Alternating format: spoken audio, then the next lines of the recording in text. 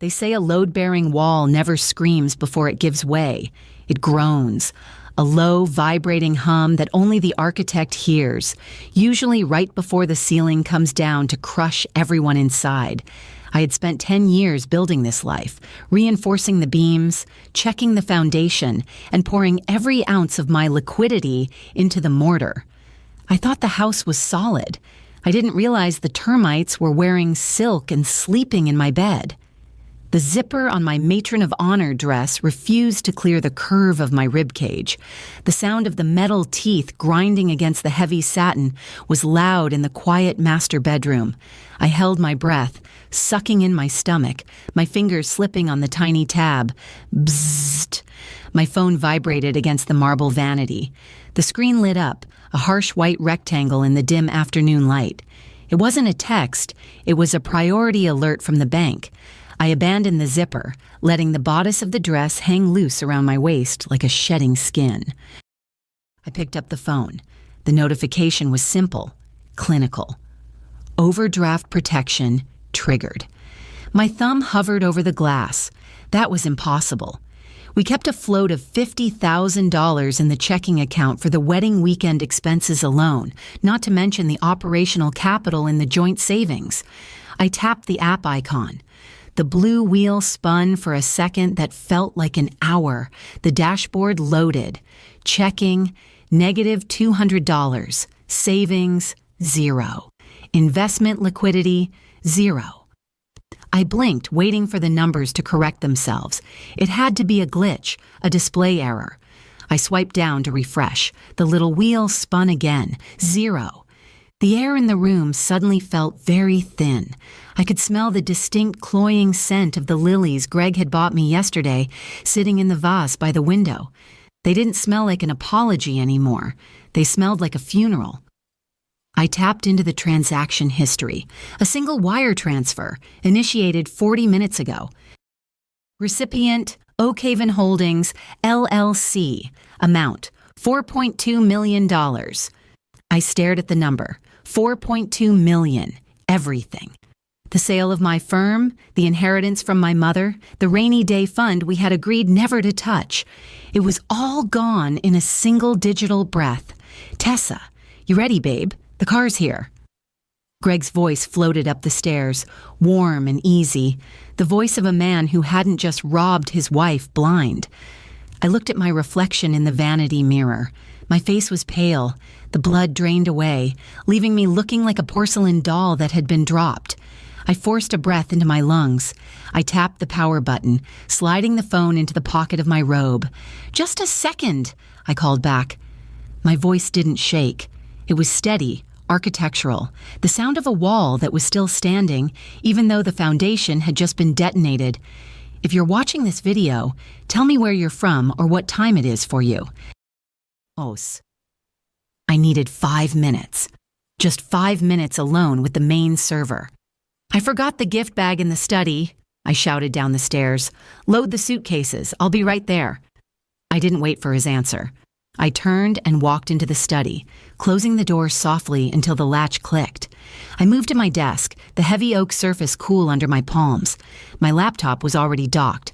I woke it up. My fingers flew across the keyboard. I didn't look at the bank account again. I knew what that said. I needed to know where Oakhaven Holdings lived. I pulled up the shared cloud drive. Greg was sloppy with digital hygiene.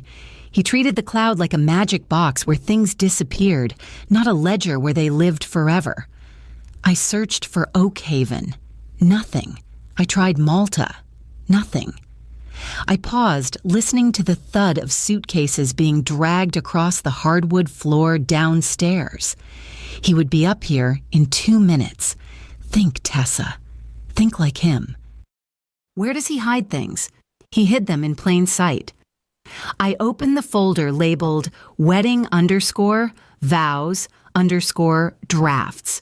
It was the last place I would ever look because we had agreed to write our vows the night before.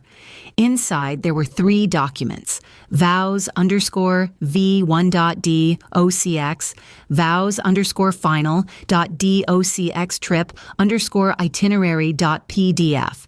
My heart hammered against my ribs, a frantic bird trapped in a cage. I double-clicked the PDF. It wasn't a honeymoon itinerary.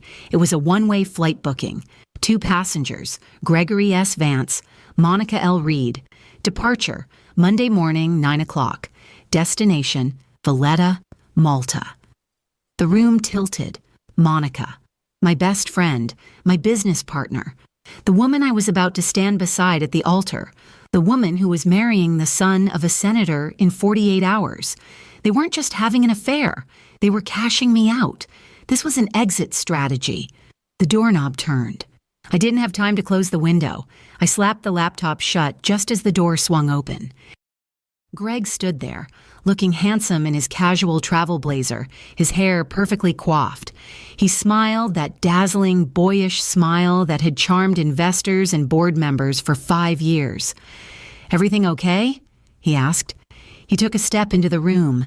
His eyes flicked to the closed laptop, then to my face. "Fine," I said. I forced the corners of my mouth up. It felt like stretching rubber.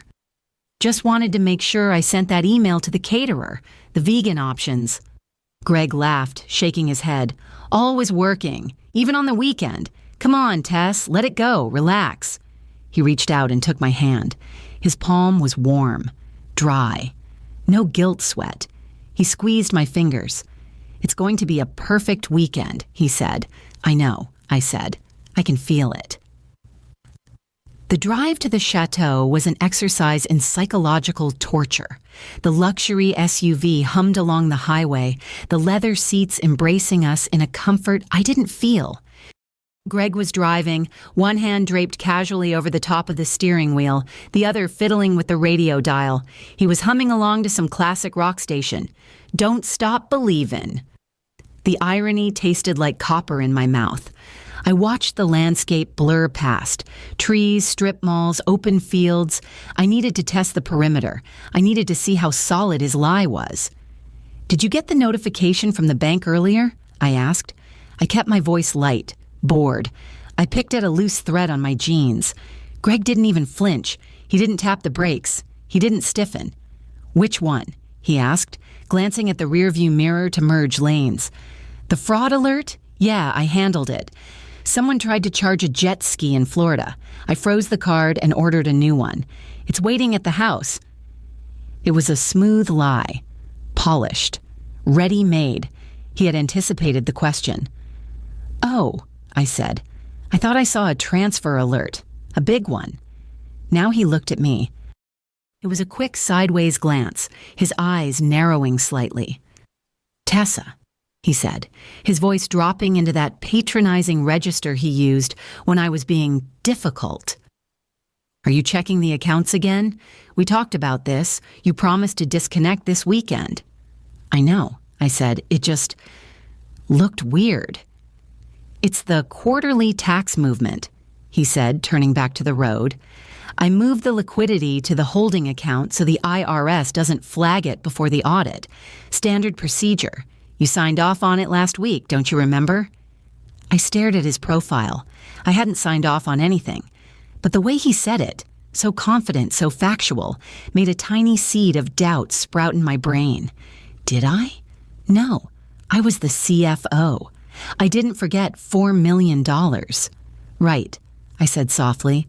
"I must have forgotten. My head is all over the place with the wedding." He reached over and patted my knee. "Exactly. You're stressed. You're working too hard. Just let me handle the money for a few days, okay? You just be the beautiful Matron of Honor." "Okay," I whispered. He smiled, satisfied. He thought he had patched the crack. He didn't know he had just confirmed the demolition order. The chateau was a sprawling estate of limestone and manicured ivy, screaming old money and new secrets. We pulled into the circular driveway, the gravel crunching under the tires like crushed bones. Valets in white jackets swarmed the car before the engine had even stopped. I stepped out into the humid afternoon air. The smell of jasmine was overwhelming, sickly sweet. "Tessa!" The shriek pierced the air. Monica came bounding down the stone steps of the entryway. She looked radiant, glowing with the kind of happiness that usually costs a fortune. She was wearing a white sundress and oversized sunglasses. She threw her arms around me, hugging me tight. I stood rigid, my arms pinned to my sides. I could smell her perfume, Santal 33, the same scent I had smelled on Greg's collar 3 weeks ago. He had told me it was from a hug with his mother. "I am so glad you're here." Monica pulled back, holding me at arm's length. I was freaking out. The florist tried to bring hydrangeas instead of peonies. Can you imagine? "Tragic," I said. My eyes dropped to her wrist. She was wearing a bracelet I had never seen before, a thick platinum cuff studded with pave diamonds. It caught the sunlight, fracturing it into 1,000 blinding rainbows. It was exquisite. And I knew exactly how much it cost. Tiffany and Company, $14,000. I had seen the line item on the credit card statement 2 days ago. Greg had labeled it Client Gift, Archway Project. "Love the bracelet," I said. The words felt like gravel in my throat. Monica froze, just for a microsecond. Her eyes flickered to the bracelet, then back to my face. She pulled her sleeve down, covering the diamonds. "Oh, this?" She gave a nervous little laugh. "It was a gift from the girls at the office, an early wedding present. Isn't it sweet?" "Very sweet," I said, generous of them. "Well, you know." She linked her arm through mine, pulling me toward the massive oak doors. "They know how stressed I've been. Come on, I have to show you the suite. It has a jacuzzi the size of a swimming pool." She dragged me inside. My stomach turned over, a slow, hot roll of nausea. I felt the sweat prickling at my hairline. I needed water. I needed a lawyer. But mostly, I needed to not throw up on her white dress. Not yet. It was 3 a.m. when I woke up. The room was pitch black, save for the sliver of light creeping under the door from the hallway. Greg was asleep beside me, his breathing deep and rhythmic. He was sprawled on his back, one arm thrown over his eyes, defenseless. I slid out of the high thread count sheets, moving silently. I grabbed my laptop bag from the chair and crept into the bathroom, locking the door behind me. I sat on the closed toilet lid, balancing the laptop on my knees. The tile floor was freezing against my bare feet. I opened the lid. The screen glowed blue, illuminating the marble shower and the stack of plush towels. I needed to access the company banking portal. I needed to see if the transfer had cleared, or if it was still in the 24-hour holding pattern for international wires. If it was pending, I could stop it. I navigated to the bank's login page. I typed in my username. I typed in my password. A complex string of 18 characters I had used for 3 years. Enter. The screen flashed red. Incorrect password. I frowned. I typed it again, slower this time, watching each asterisk appear. Enter incorrect password. Account locked. Please contact the administrator. My hands started to shake. I stared at the error message. He had changed it. He must have done it while I was in the shower before we left the house. He had locked me out of my own company. I tried the admin recovery email. It asked for a verification code sent to number ending in 8842, Greg's phone. I sat there in the cold bathroom, the laptop burning my legs. He had thought of everything. He had walled me in. I was trapped in this luxury hotel, smiling and toasting, while he dismantled my life brick by brick. I closed the laptop. The darkness rushed back in. I wasn't an architect anymore. I was a prisoner. Breakfast was an alfresco affair on the terrace. Mimosas, artisanal pastries, and a view of the rolling vineyards. Greg was in high spirits, charming the senator, Monica's future father-in-law. "The market is volatile," Greg was saying, gesturing with a croissant. "That's why we're moving aggressively into European real estate. Stability is key." I sipped my black coffee. It tasted like battery acid. "I'm going to grab a shower before the golf outing," Greg announced, standing up.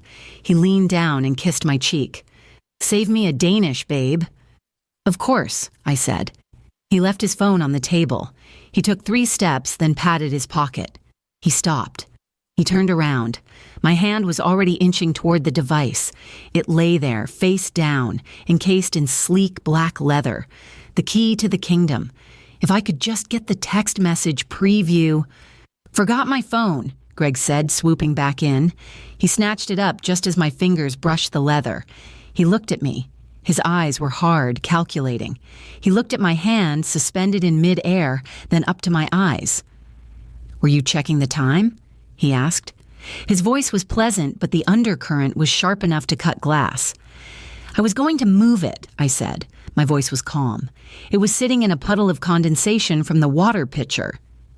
Greg looked at the table. There was a small ring of water near where the phone had been. It was a lucky break.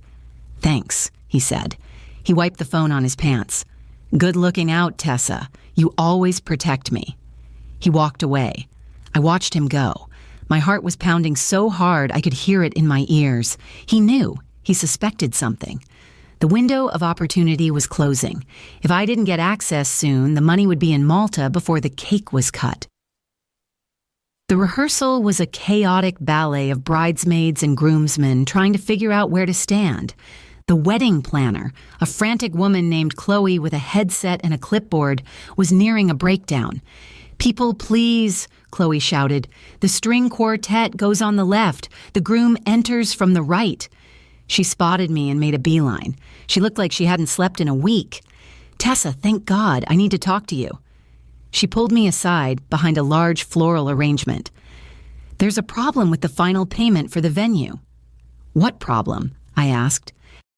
"The card was declined," Chloe whispered, looking around to make sure Monica hadn't heard. "I tried to run the remaining balance, 50,000, and it bounced, twice." My stomach dropped. Of course it bounced. The account was empty. "There must be a hold on it," I said smoothly. "Fraud protection, because of the location." "Okay, well, the venue manager is freaking out," Chloe said. "They won't let us set up the reception hall tomorrow unless the balance is cleared by 5 o'clock today." I looked over Chloe's shoulder. Greg was standing by the altar, laughing with the best man. He looked effortless, unburdened. "I'll write you a check," I said. Chloe looked relieved. "Oh, perfect. That works." I reached into my bag and pulled out my checkbook. I uncapped my pen. I wrote out the date. I wrote out the amount, $50,000 and 0 cents. I signed my name with a flourish. I knew the check would clear the scanner today.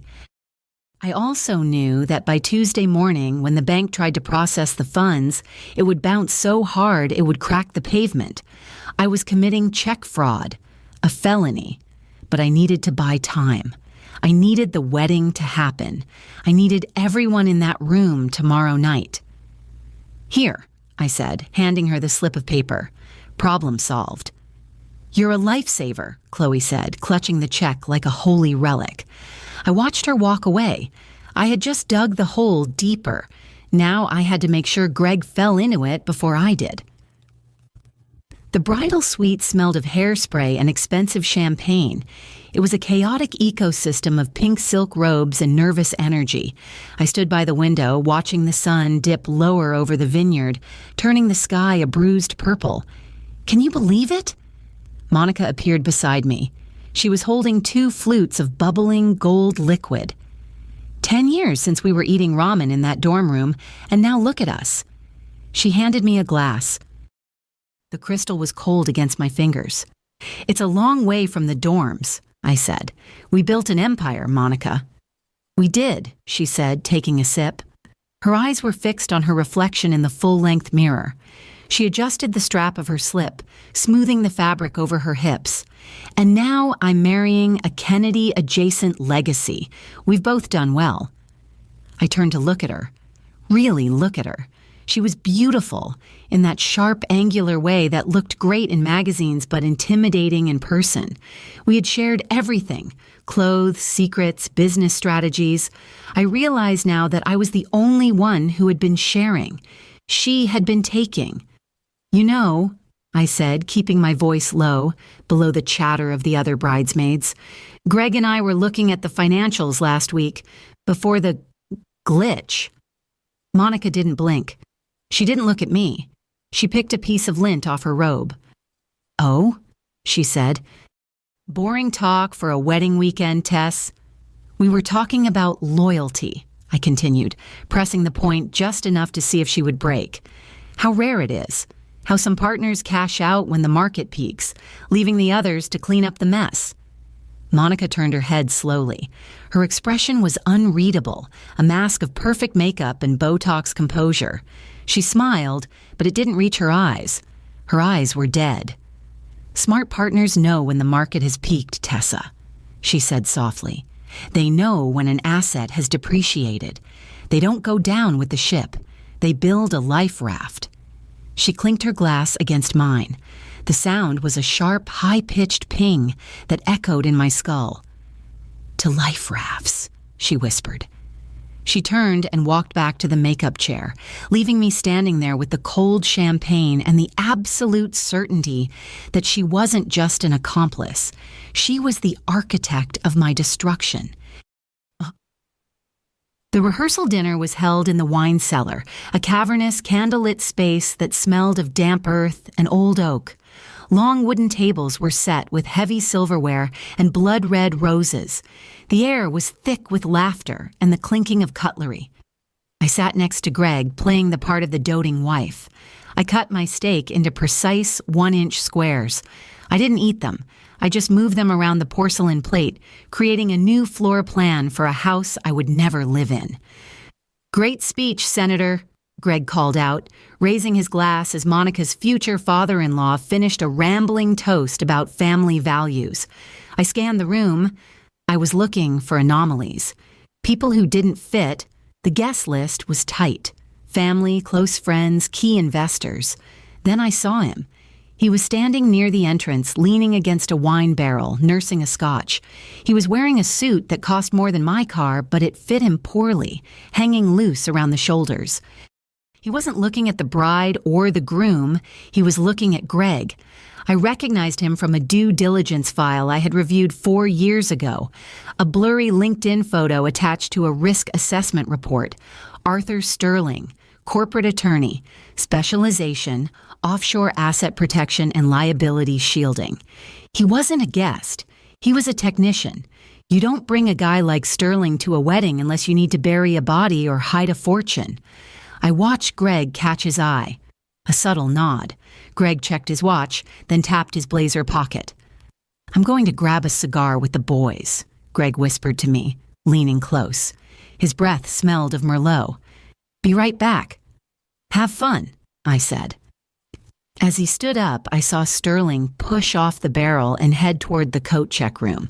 They were going to meet. The handover was happening now. I waited 10 seconds. Then I grabbed my clutch. "Restroom," I murmured to the empty chair beside me. I slipped into the shadows of the corridor, my heels silent on the stone floor. I wasn't going to the restroom. I was going to catch a ghost. The coat check room was unguarded. The attendant was likely outside smoking or helping with the valet line. The room was small, lined with racks of expensive coats and smelling of wool and cedar. I heard low voices coming from the far corner, behind a rack of minks and trench coats. I pressed my back against the wall, sliding down into a crouch. I held my phone against my chest, the camera app open. Account transfer allows for a 24-hour reversal window, a raspy voice said. Sterling, but only if the primary account holder physically enters the branch. Since she's here, and the branch is in New York, she's not going anywhere. Greg's voice, smooth, arrogant. I have her ID. I have her passport. She's stuck in the bubble until Tuesday. And the signature cards for the Malta entity? Sterling asked. Right here. I heard the rustle of paper. I peeked through the gap between two heavy wool coats. Greg was handing Sterling a thick manila envelope. Sterling opened it, checking the contents. He pulled out a document. Even in the dim light, I recognized the blue header of the bank documents, and at the bottom, a signature that looked exactly like mine. He had forged my signature, not just on the transfer, but on the incorporation papers for the shell company. He wasn't just stealing the money, he was framing me as the owner of the offshore account. When the IRS came looking, they would find my name on the island, not his. I raised my phone. My hands were shaking, but the image stabilization kicked in. Click. It was faint, a digital shutter sound I thought I had silenced. Greg's head snapped up. What was that? Check the hull, Sterling hissed. I scrambled backward, crawling on my hands and knees behind a row of long garment bags. I heard Greg's heavy footsteps on the floorboards. He was coming right for me. I spotted a secondary door, a service entrance. I lunged for it, twisting the handle. It opened. I slipped through into a narrow service corridor just as the coat check door slammed open behind me. Hello? Greg's voice echoed. Is someone there? I leaned against the cool concrete wall of the hallway, clutching my phone to my chest. I had the photo. I had the proof. But I had almost lost the game. Saturday morning arrived with a headache that throbbed behind my eyes like a strobe light. The sun was streaming through the sheer curtains, mocking me with its cheerfulness. I sat up in bed. The nightstand was empty. My phone was gone. Panic, cold and sharp, spiked in my chest. I threw off the covers and looked around the room. Good morning, beautiful. Greg walked out of the bathroom, fully dressed in his tennis whites. He was holding a small, sleek white box tied with a silver ribbon. Where is my phone? I asked. My voice was hoarse. That old thing? Greg sat on the edge of the bed. He looked like the picture of a loving husband. It was acting up all weekend. You said the battery was dying, remember? And the screen was cracked. I hadn't said any of that. I decided to surprise you, he said, handing me the box. Happy early anniversary, Tess. I stared at the box. I didn't want to open it. I knew what was inside. A brand new factory reset leash. Greg, I need my phone, I said, trying to keep the desperation out of my voice. I have 2-factor authentication codes on there. I have work files. All taken care of, he said, smiling. I had the SIM card transferred, but I didn't restore the backup yet. I figured you could use a break from the cloud, a digital detox for the wedding weekend. He had wiped it. He had severed my connection to the bank, to the evidence, to the outside world. I opened the box. The new phone gleamed up at me, pristine and empty. Thank you, I said. It's thoughtful. I knew you'd like it. He leaned in and kissed my forehead. Now, get dressed. We have a wedding to attend. He stood up and walked to the door. Oh, and I recycled the old one already. Dropped it in the e-waste bin in the lobby this morning, just to keep things tidy. He closed the door. I sat there, holding the empty phone. He hadn't just taken my device, he had erased my memory. He thought he had cut my hands off. He didn't know I still had teeth. The bridal suite was a war zone of hairspray and nerves. I sat in the high chair, a cape draped over my shoulders, while a makeup artist named Sasha attacked my face with a blending sponge. Chin up, honey, Sasha said. You're tense. Relax the jaw. I couldn't relax. I had the burner phone, a cheap prepaid Android I had bought cash 3 months ago for a completely different paranoia, tucked inside my makeup bag on the counter. I just need to check my vows, I mumbled. One last time. Don't cry, Sasha warned. This mascara is waterproof, but let's not test it. I reached into my bag, blindly feeling past the lipstick and the compact until my fingers brushed the cheap plastic casing of the burner. I pulled it out, keeping it low, hidden under the cape. I powered it on. The boot-up screen took forever. 1%, 2%. I needed to log into the cloud. I needed to see if the photo I took last night had backed up before Greg wiped my main phone. If the sync had happened in that 5-minute window between the coat check and the bedroom, I tapped in the password. My fingers were slippery. The gallery loaded. Syncing. I held my breath. A gray square appeared. Then another. Then slowly the image resolved. The manila envelope. The signature. It was there. What's that? Monica's voice cut through the air. I jumped, almost dropping the phone. Monica was standing right behind me, looking at the reflection in the mirror. She wasn't looking at my face. She was looking at the phone in my lap. "That doesn't look like your new iPhone," she said, her eyes narrowing. "It's an old spare," I lied, sliding it quickly under my leg. "For music. The playlist is on here." Monica stared at me for a long moment. She knew I was lying, but she couldn't make a scene. Not now, not when the photographer was walking in. "Right," she said slowly. "Music. Make sure it's upbeat, Tessa. No sad songs today." She walked away, but I could feel her eyes on me. I was compromised. The ceremony was held in the sunken garden. The sun was high and hot. I stood at the altar holding Monica's bouquet, my feet aching in 4-inch heels. The organ music swelled. The guests stood. I watched Greg. He was standing on the groom's side, best man to the senator's son. He looked solemn, respectful, but I saw the tick in his jaw. He was counting down. The officiant began the preamble. "Dearly beloved." I tuned it out. I was watching Greg's hands. They were clasped in front of him. At exactly 2:15, he unclasped them. He adjusted his cufflink. That was the signal. I knew with sickening clarity that the transfer was no longer pending. The wire had hit the SWIFT network. The money was gone from New York. It was flying over the Atlantic, digital packets of wealth heading for a server in Malta. Greg looked up. His eyes met mine across the altar. He didn't smile. He just stared, a flat, dead look of victory. He winked. A tiny, imperceptible flutter of his eyelid. "Game over," the wink said. I won. I tightened my grip on the bouquet until the stems crunched. He thought the game was over because the money had moved. He didn't realize that by moving the money, he had just tripped the trap I had spent the last 24 hours building in my head. He had just turned a theft into a federal crime. I smiled back at him, a wide, beatific Matron of Honor smile. Check, I thought. The cocktail hour was in full swing. The jazz band was playing lively standards. Waiters circulated with trays of lobster rolls and champagne. I made my way to the back of the ballroom to the elevated tech booth. This was the nerve center, the place where the lighting, the sound, and the visual presentation were controlled. A young guy with a headset and a ponytail was hunched over a mixing board.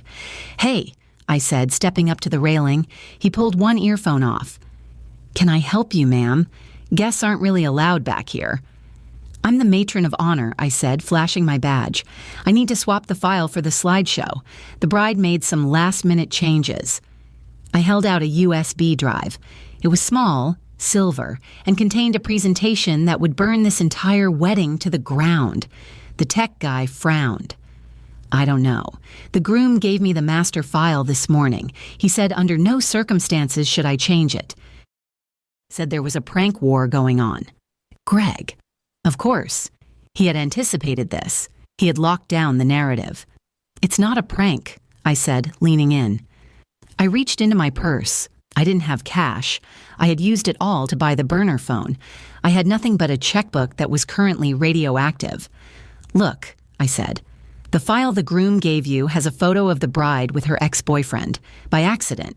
Do you want to be the guy who puts that up on a 20-foot screen in front of a senator?" The tech guy paled. "Seriously?" "Deadly serious," I said. "This drive fixes it. If you run his file, you're fired. If you run mine, I'll make sure you get a $500 tip." He hesitated. He looked at the mixing board. He looked at the USB drive in my hand. He was pretty specific, the guy said. He password protected the system. I froze. "What?"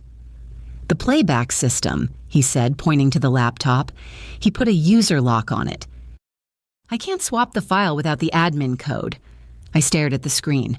A password prompt blinked at me. I knew Greg's passwords. I knew all of them. But he had changed the bank password. He had changed the cloud password. If he had changed this one. Try Malta, I whispered.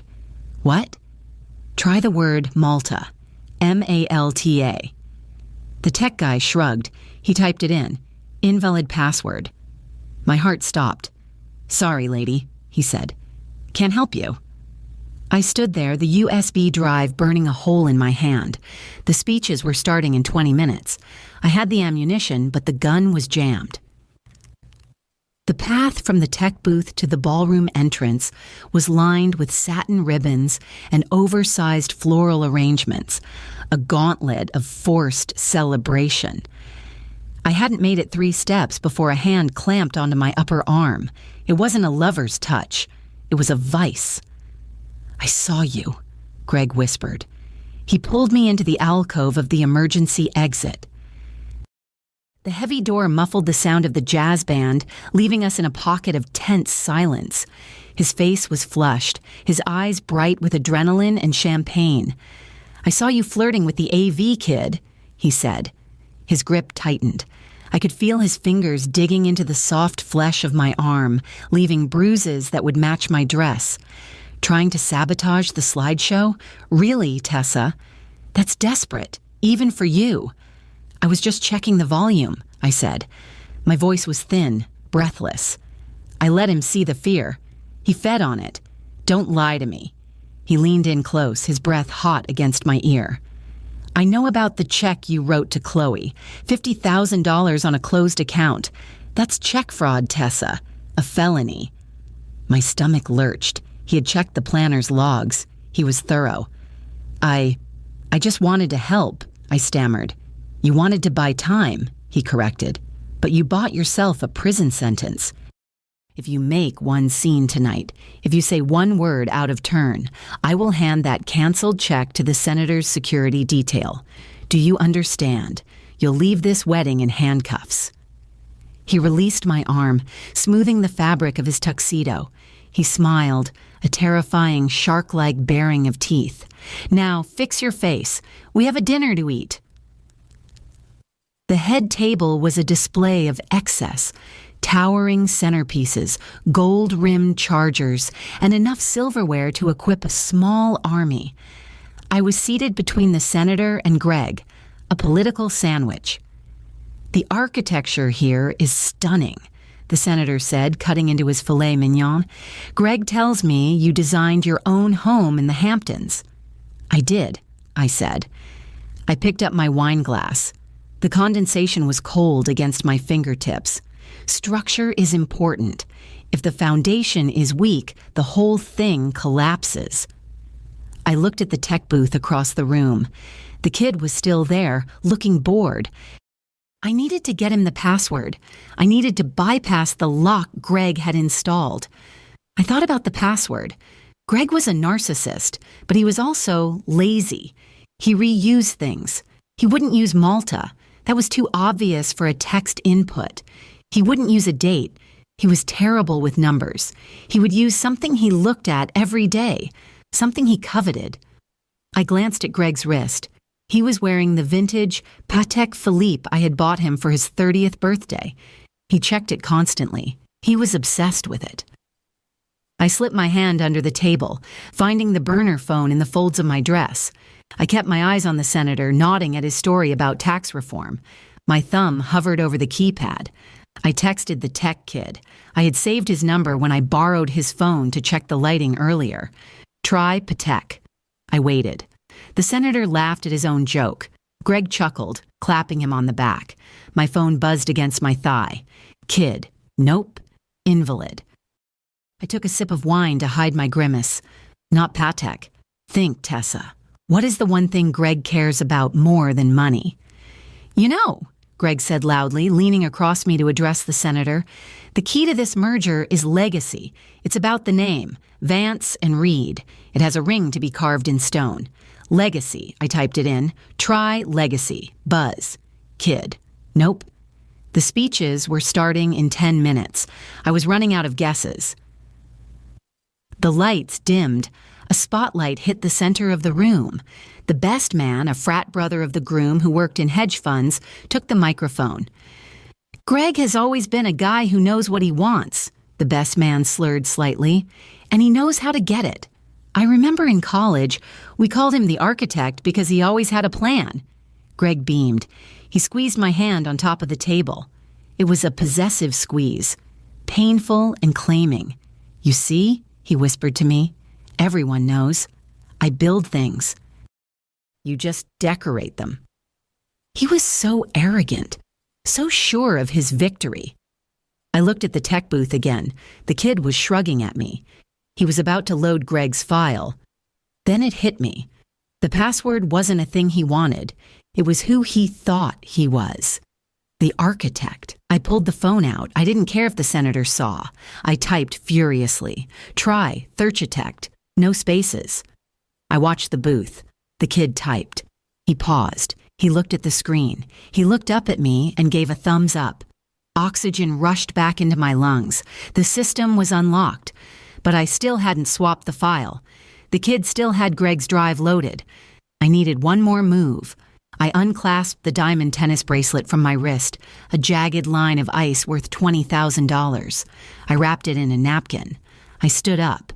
"Where are you going?" Greg hissed. "I need to give the tech guy the cue for the video," I said, "and a tip."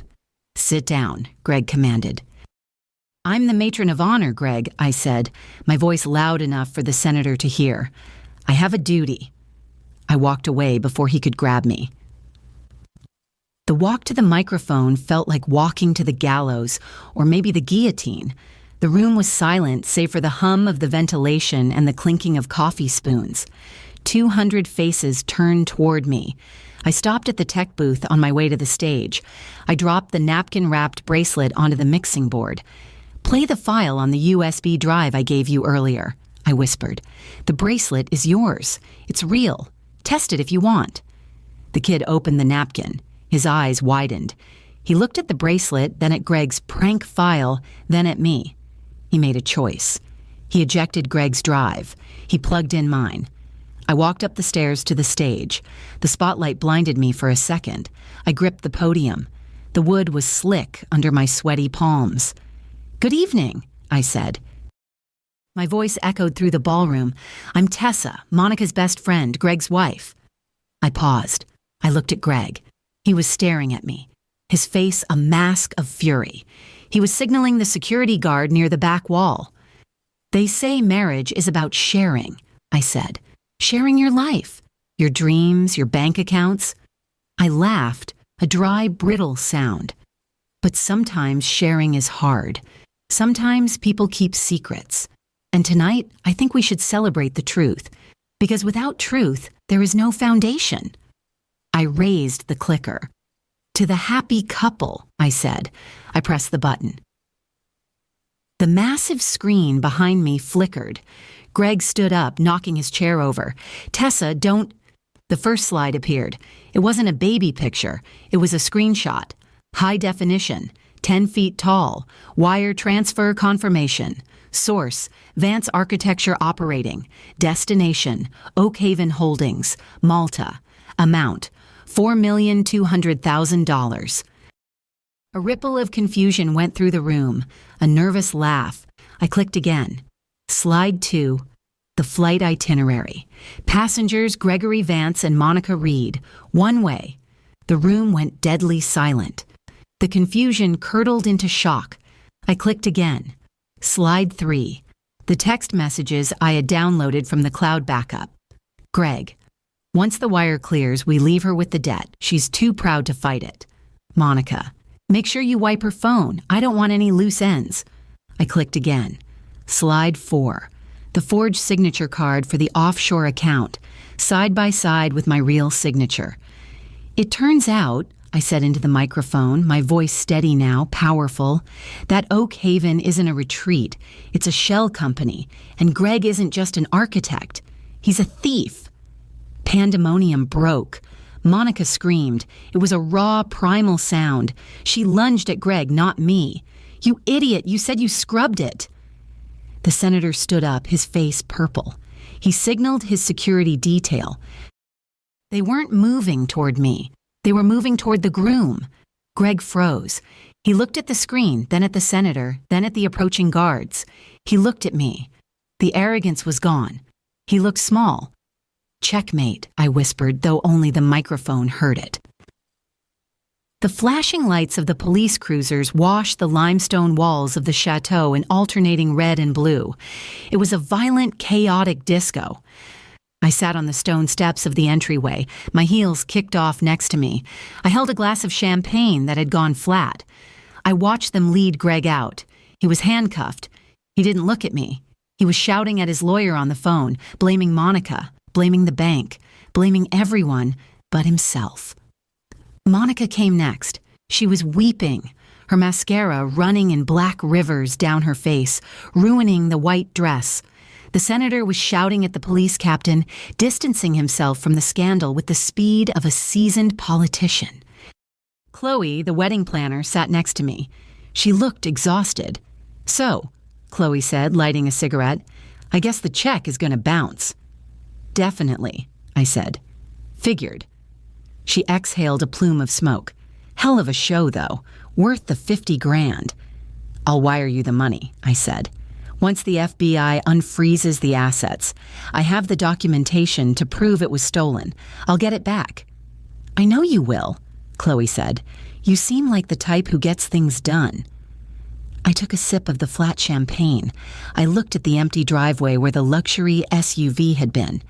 I was broke. My company was a crime scene. My marriage was a fraud. But I was free. And for the first time in 10 years, the foundation under my feet felt solid, because I had built it myself. They tell you that love is blind. That's a lie. Love isn't blind. It just chooses to look away. We see the cracks in the plaster. We hear the groaning of the beams. But we paint over it, we turn up the music, and we pretend the house isn't falling down around us. I spent a decade building a life with a man who was selling the bricks behind my back.